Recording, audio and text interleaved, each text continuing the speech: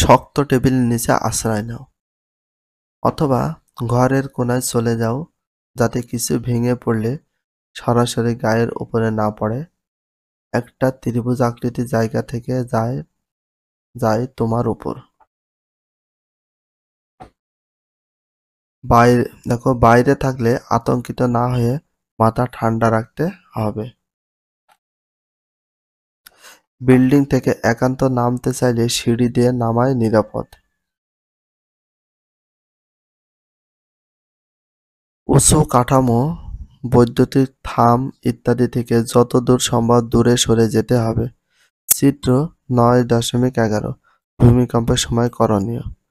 তো তোমাদের এখানে যেগুলো দেয়া আছে সেগুলো ঠিক আছে, বাট এইখানে তোমাদের সবসময় একটা কথা বলি, অলওয়েজ টাইম প্রতিটা লাইন তোমরা বুঝে পড়ার চেষ্টা করবা কি বোঝাতে চেয়েছে প্রতিটা ওয়ার্ড সহ, এবং প্রতিটা লাইনের ভিতরে দেখতে হবে কোনটা ইম্পর্টেন্ট কোশ্চেন আছে।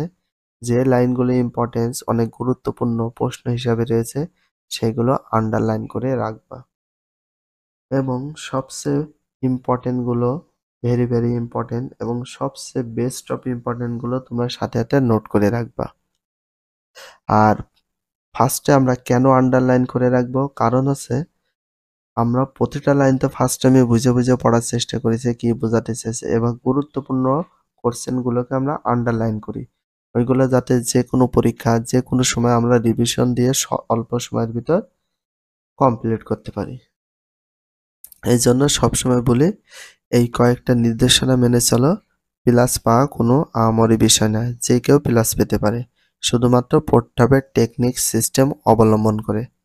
এবং সৃজনশীল লেখার কোয়ালিটি বা বেস সিস্টেমটা তোমাদের দেখাবো, কিভাবে পড়লে সবচেয়ে বেশি মনে হয় সেটা তো বলে দিই, যে নিজে প্রশ্ন করতে হবে, নিজে উত্তর করতে হবে।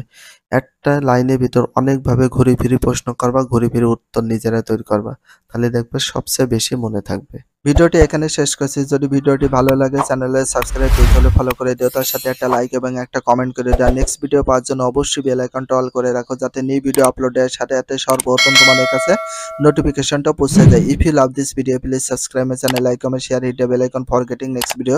So everyone take care, love you, Allah Hafiz, bye bye.